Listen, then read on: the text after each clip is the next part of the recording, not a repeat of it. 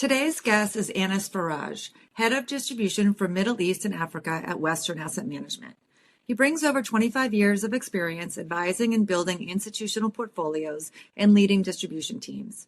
He is responsible for driving strategic growth with sovereign wealth funds, pensions, and family offices. He previously led institutional distribution for legal and general investment management in the Middle East, doubling regional AUM to over $54 billion across equities, real estate, infrastructure debt, and liquidity strategies. He's held senior leadership roles in some of the world's most respected asset managers. Whether it's launching greenfield ventures or transforming mature franchises, he's at the forefront of global investment management strategy. Please join me in welcoming Anais Faraj.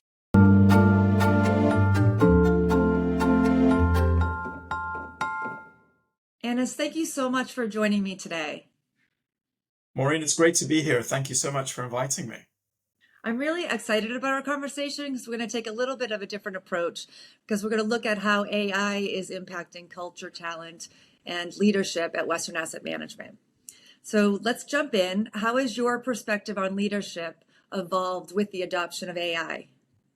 So it's interesting that you've asked me to talk about this, but as an end user and like on the receiving end of what's happening in the world, with AI, with investment management changing so much, and with the fact that I have to manage teams that span generations, some of us are, getting on now. We've had 20, 30 years of experience in the industry, and there's people coming in who are much smarter and brighter and more comfortable as digital natives, the Gen Zs and beyond. So it's a really interesting time to be in the industry and to observe all these changes. And culture is really what it's about. It's not so much about technology. It's about how organizations can adapt their culture and their thinking, to meet the opportunities given by all these new AI tools and new ways of working as well. Our younger colleagues and the ones that are going to be coming into the industry in the next 5 or 10 years are going to have a completely different approach because they're going to be very familiar with these tools and these processes. And we need to kind of build a bridge to that. And so you're sort of touching upon how you're thinking about the various generations of talent within your organization. Can you expand on that? Sure. I mean, if you think about it, investment management, I'm not going to talk about other industries because each industry is pretty specific, but asset management is kind of like an industrial process. It's almost like an assembly line. So traditionally we were organized like any big multinational corporation, whether we're producing cars or steel or managing large funds for retail and institutional investors. It's consistent, it's stable, it adapts slowly. And it was fairly people intensive, both at the front end with the management of people's accounts and money, all the way through to operations and risk. You tended to hire a lot of really bright people to come into the industry and you gave them a lot of autonomy, and that would generate performance. And technology has been creeping in incrementally for the last 30, 40 years now, but we've gone beyond the point of compute just being a tool for investment managers, portfolio managers, traders, research analysts. It's no longer just a tool for you to use to help you do your analytical job better. Compute today is actually sort of integral to the process. We're talking about roles that can be completely automated and what roles still need a human touch to them. And can you talk about some of the roles that more recently have been able to be solved with AI? So what's interesting is, I'll talk about a little bit about our experience. Our experience was with machine learning rather than a big bang approach, because it's still too early to make big bets on which technology solution or strategy you're going to adopt. So our approach with our IT team was basically, let's break it down department by department, team by team. Are there any processes or work streams that you could automate? So if you think you can automate and get some efficiency enhancements, just pick up the phone and call the developers and tell them, hey guys, we've got a system here. We're doing it this way. We think we can improve the algorithm a little bit. And could you help us build some code to run it? And so we've got these little bots going around helping people solve things like billing or reconciliation of accounts or reporting or risk or portfolio management analytics, and kind of building from the bottom up, lots of little building blocks. And that's been really effective because in many cases you can just keep adding more functionality, so the same number of people can be much more productive than they were in the past. And how do you think the AI is impacting culture, and how are you actively shaping your Yeah. culture given that Well, that it's about ways of thinking, right? I mean, when I came into the industry 25, 30 years ago, desktop computers were still a relatively new thing. I mean, I remember when fax machines were on our desks, and beyond Excel or even before that, other spreadsheet applications, that was kind of it. Email and Excel was it. And that was just basically leveraging on your existing traditional ways of running business. But today it's a whole new way of thinking. It's, how can AI, how can these large language models help us think better, work better, and deliver greater efficiencies? And sometimes you need to ask the youngest person in your team or the youngest person in the meeting how they see that happening, because they will have seen apps or uses of AI elsewhere that could be leveraged across to our problems that need to be solved that we're not familiar with. We've been in the industry, we've got the knowledge, we've got the expertise, we've got the judgment, but we're not familiar with the tools in the same way. and so how has that sort of flipped the dynamic between generations in the workforce? Well, it means you've got to have a pretty good conversation regularly, right?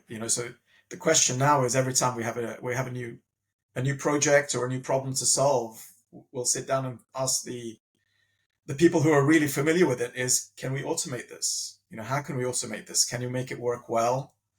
Can we make it work smarter? And is there an AI or software solution here? Do you find that some of the generations are concerned about what this will do for their long-term viability?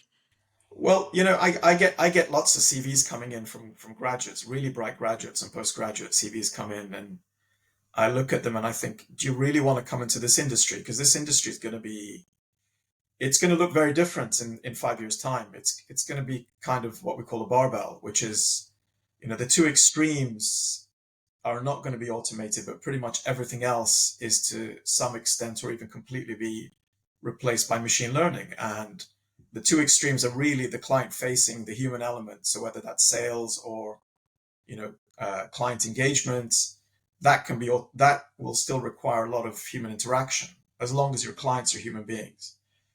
And the other big piece is the systems designers, the people who actually will build and roll out the whole, sort of AI based operating system for the firm. And those people, you'll still need human judgment. They will use, advanced AI tools to help them build a better system. But at the end of the day, you still need the architects. But once you go beyond that, pretty much everything can be replaced to some extent. So within that context, how are you building trust within your team? So it's interesting because we went through this about 20 years ago with outsourcing. Everyone in the industry, I was at a different place then. We outsourced a lot of our work to places like India. And you could really bring in a lot of very, very, really effective first-rate talents at low cost by outsourcing a lot of your heavy lifting to somewhere in Bangalore, an outsourcing center, which meant you had to rethink. You had to work out what you were going to transfer and what was going to be outsourced and work through all the steps. And then you had to rethink about the people that remained, what were they going to do? So in my case, we were running a corporate research team. We were looking at basically equity research. And we had lots and lots of analysts sitting in London and New York and elsewhere. And we figured we can outsource them for the price of one analyst in New York or in London. You could have 9 people in India, in Pune, doing the same thing. But they didn't have the experience for the job, but they had the brains, they had the credentials, and they were very, very productive. So what you did was you kept some of the more senior people. You kept your older analysts who'd been in the industry 10 or 15 years, who knew the companies, who knew the industry, they knew what people wanted. And they would mentor and oversee the rollout of the outsourcing. So that's the cultural transition. That's the bridge building.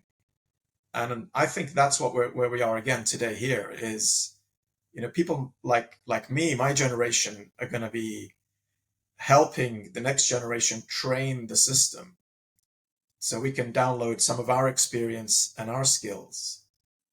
That can be coded as an algorithm and that can be automated. But we're also going to pass on as mentors to our millennials and our Gen Zs and beyond. We're going to pass on, the human judgment element, the skills that come with the experience, because that can get lost in an organization very quickly if you go through massive change. So how are you managing training and career progression, I guess, of your younger employees?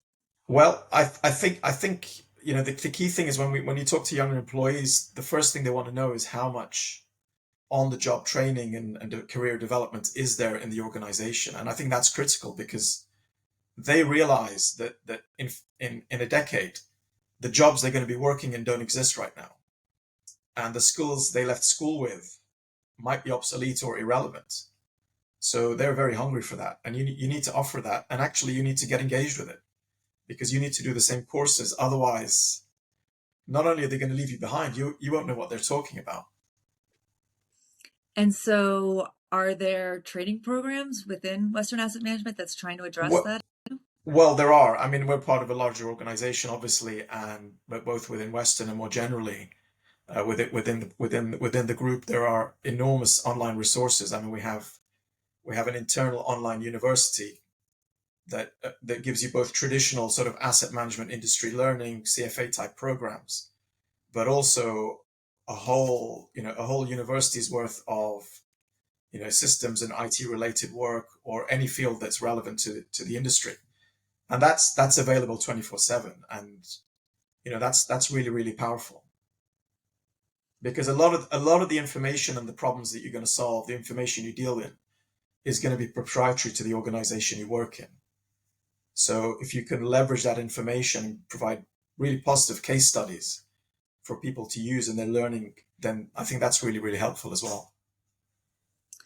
What about culture for the younger generations? They obviously want training, they want career progression, but are they looking for certain aspects of culture within the organization?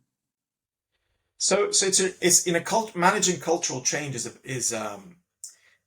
never easy. I was at another organization once that had it was based in Japan but had a huge international business that I was part of.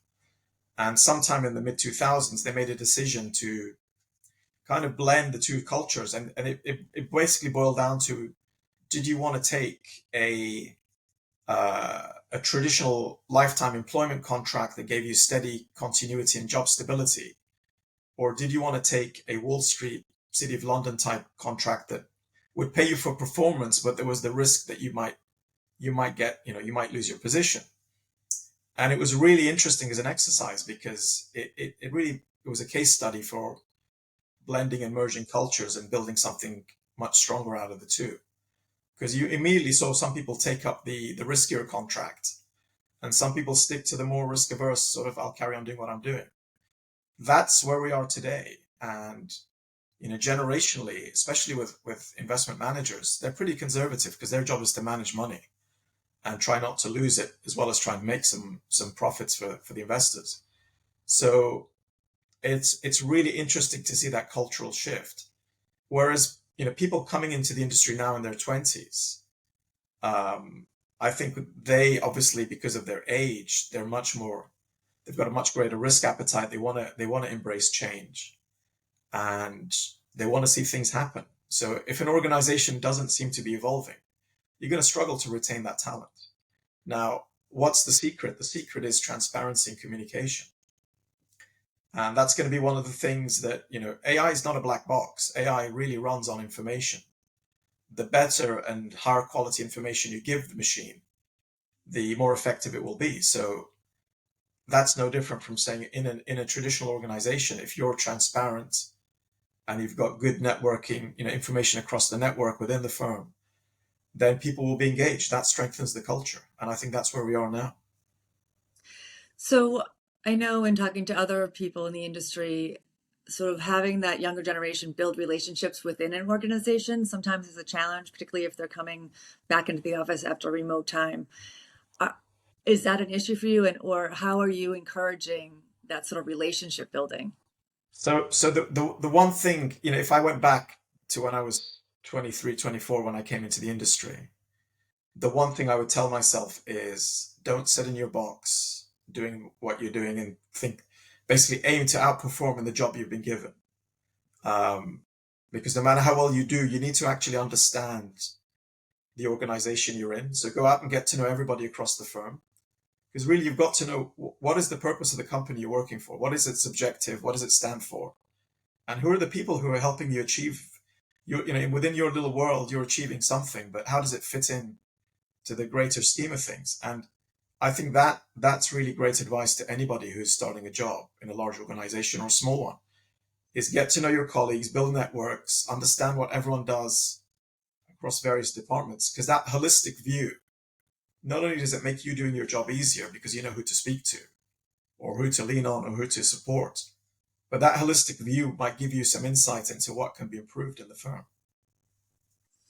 That's great advice. I think that is sometimes challenging. Yeah. Has the organization sort of implemented any kind of mentorship program or, you know, venues or opportunities to make that interaction easier for the younger generation? Yeah, I mean we've been very big on that from day one because traditionally we've been an organization with very low turnover. The idea was, you joined and you'd retire with us basically. You'd progress through the ranks as you got more experience, and we'd mentor you and we'd build you. But really, we wanted you to stay as long as possible because finding talent and retaining talent are really big issues. The most important thing for any organization is the people, the human capital. And there's that great saying from they attributed it to Bonaparte, Napoleon, that an army marches on its stomach. But that wasn't about the kitchens or the quality of the food. What he actually meant was the most junior the most junior soldier in the army was the most important, because if they ran away or they weren't performing, then the whole thing would collapse. Yeah, that's a good analogy. Yeah. Okay, so it's sort of getting to a similar thing. If you could go back to the beginning of your career, what piece of advice would you give yourself? Well, I think that would be the first piece of advice is get to know everyone in the firm, get to know what the company does, what everybody does, and find out what the company stands for. What is the real objective beyond your narrow focus? Because yeah, you're being evaluated on the job you were hired to do, but you really want to know how it all fits together and what you're meant to be doing. I think that would be one piece of advice. I think the other piece of advice would be to build networks not only within your firm but across your industry. Really get to know people and find really new sources of information, different ways of thinking. I think that people go on about diversity, but really it's diversity of information because I'm a fund manager, so I'm going to talk about markets for a second. Markets are easy to automate because what is the market? It's a discovery process. It's thousands and thousands of very intelligent people trying to analyze and parse data and information and try and make an investment decision on it. So that's easy to automate as long as the data is good. Well, if you're working in that industry or in any industry, you've got to do the same thing yourself. You've got to build a network that gives you lots of information. And you can judge what's good and what's bad. And that comes from dealing with people who've got more experience and getting that mentorship. But it's today, I think more than ever, it's a two-way conversation. I ask more questions of my 20, 30-year-old colleagues than they ask of me. I mean, I do think that my network has brought me so much joy. I mean, obviously, it's nice to get sort of different perspectives, but my former colleagues are really great friends as well. So there's that added benefit of building relationships, which is great. So, final question: what legacy do you hope to leave in the industry? So that's a really interesting question. It's a challenging one because I tell my team every day that if we do things right, if I don't come to work tomorrow, it shouldn't matter at all. You know, if I get hit by a bus, it shouldn't matter at all. That means I've done a great job that you can carry on without even blinking. And I think that's the legacy. The legacy is that you can hand over to your colleagues and the next generation completely seamlessly without your clients and without your peers even noticing. Excellent. Well, again, thank you so much for joining me today. I really enjoyed our conversation. Maureen, it was great. Thank you for making time. I really, really appreciated that.